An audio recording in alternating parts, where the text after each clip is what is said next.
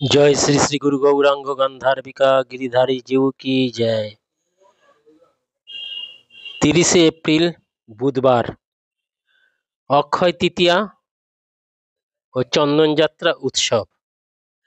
এই অক্ষয় তৃতীয়া চন্দন যাত্রা উৎসব, অক্ষয় তৃতীয়াতে ভগবান তিনি সর্বাঙ্গে ভক্তের দ্বারায় চন্দন লেপিত করবেন। ভক্তগণ, এই অক্ষয় তৃতীয়াতে ভগবান সত্য যুগের সূচনায় কি কি লীলা করেছেন এবং এই অক্ষয় তৃতীয়াতে ভগবানের এবং ভক্তের কোন কোন লীলা আবির্ভাব কি কি সৃষ্টি হয়েছেন, অক্ষয় তৃতীয়াতে অক্ষয় তৃতীয়ার মাহাত্ম্য, অক্ষয় তৃতীয়ার মহিমা, এ সমস্ত এই ভিডিওতে আমরা শ্রবণ করব এবং শ্রবণ করে সেগুলো স্মরণ করব।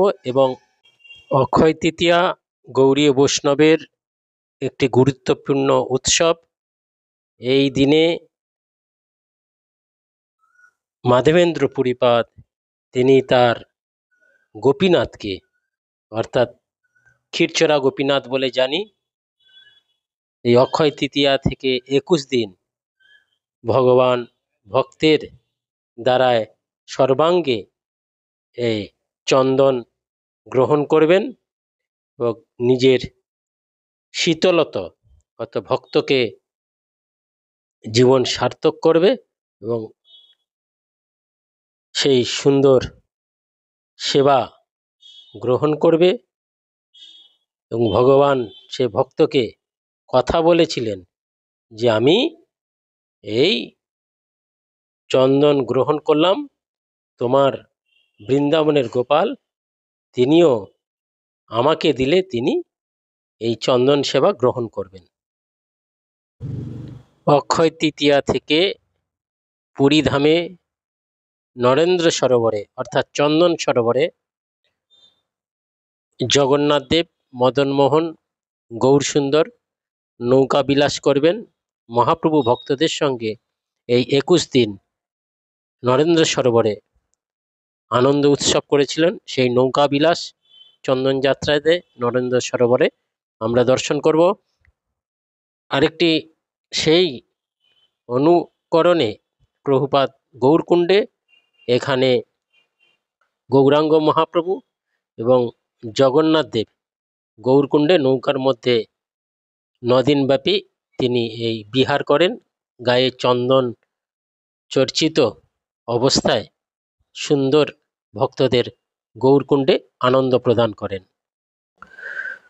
অক্ষয় তৃতীয়া উৎসবে দান ধ্যান ব্রত করলে তার সমস্ত পুণ্য অক্ষয় থাকে।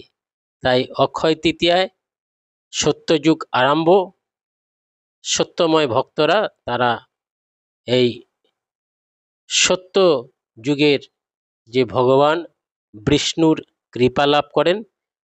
সত্যযুগ আরম্ভ এই অক্ষয় তৃতীয়া থেকে সত্যযুগ আরম্ভ। অক্ষয় তৃতীয়া থেকে বদ্রিকা আশ্রম অর্থাৎ ভগবানের যে বদ্রিকা আশ্রমের মন্দির সেটি খোলা হয়, দরজা খোলে। 6 মাস দেবতারা পূজা করে।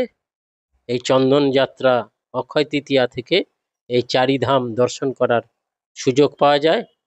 এবং ব্যাসদেব তিনি এই বদ্রিকা আশ্রমে সম্ভ্রপ্রয়াস ক্ষেত্রে মহাভারত পুরাণ এই দিন থেকে গণেশের দ্বারা তিনি রচনা করেছিলেন। গণেশ লিখেছিলেন, ব্যাসদেব তা রচনা করেছিলেন। এই দিনে অক্ষয় তৃতীয়াতে মা গঙ্গা এই ধরাধামে অবতীর্ণ হয়েছিলেন। সেই ভগবানের চরণ থেকে, হিমালয় থেকে তিনি এই মর্ত্যধামে নেমেছিলেন। ভগীরথ তপস্যা করে এই দিনেই মা গঙ্গাকে এই ধরাধামে নিয়ে এসেছিলেন এই অক্ষয় তৃতীয়া দিন। জয় মা গঙ্গা কি জয় হোক। অক্ষয় তৃতীয়ার দিন থেকেই ভগবান শ্রী জগন্নাথের রথ নির্মাণ হয়। 3টি রথ, জগন্নাথ, বলদেব, সুভদ্রার 3টি রথের কাজ তৈরি হয়, সূচনা শুরু হয়ে যায়। 3টি রথ এই অক্ষয় তৃতীয়ার দিন থেকে ভগবানের সেই রথ তৈরির কাজ শুরু হয়। অক্ষয় তৃতীয়াতে ভগবান শ্রী রামচন্দ্রের রাজ্য অভিষেক হয়। ভক্তগণ এবং রাজ্যবাসীগণ এই অক্ষয় তৃতীয়া দিন রামচন্দ্রকে রাজ্য অভিষেক করে অযোধ্যার রাজা করেন। এই অক্ষয় তৃতীয়ার দিনই ভক্তরাজ সুদামা তিনি দ্বারকায় গিয়ে ভগবানের দর্শন পেয়েছিলেন।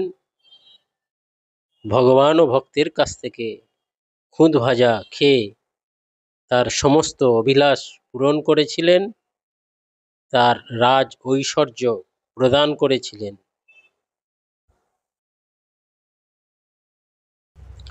অক্ষয় তৃতীয়াতে দ্রৌপদী তিনি ছোটতে সাধু সেবায় করে সাধুর কাছ থেকে অক্ষয় পাত্র লাভ করেছিলেন। ভগবান সেই অক্ষয় পাত্র দ্রৌপদীকে প্রদান করে তিনি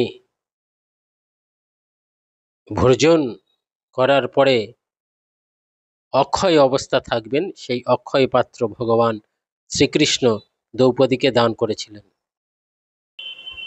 এই দিনে অক্ষয় তৃতীয়াতে মা গঙ্গা এই ধরাধামে অবতীর্ণ হয়েছিলেন। সেই ভগবানের চরণ থেকে, হিমালয় থেকে তিনি এই মর্ত্যধামে নেমেছিলেন। ভগীরথ তপস্যা করে এই দিনেই মা গঙ্গাকে এই ধরাধামে নিয়ে এসেছিলেন, এই অক্ষয় তৃতীয়া দিন। জয় মা গঙ্গা কি জয় হোক। এই অক্ষয় তৃতীয়াতে সমুদ্র মন্থন করে দেবতারা অমৃত লাভ করেছিল। সেই অমৃত লাভের উপায় এই অক্ষয় তৃতীয়া, এবং এই অক্ষয় তৃতীয়াতে ভগবান পরশুরামের আবির্ভাব হয়। তিনি 21 বার নিক্ষিপ্ত করিয়েছিলেন এই পরশুরাম, এবং অন্নপূর্ণা দেবীর আবির্ভাব। অন্নপূর্ণা দেবী এই জগতে শস্যরূপে মায়ের কৃপাতে আমরা লাভ করতে পারি। লক্ষ্মী দেবীর একটি অংশ অন্নপূর্ণা দেবী, এবং কুবের যে তপস্যা করে তিনি এই কুবেরের যে ধন সম্পদ আমরা পাই, এই অক্ষয় তৃতীয়ার অনন্ত গুণ মহিমা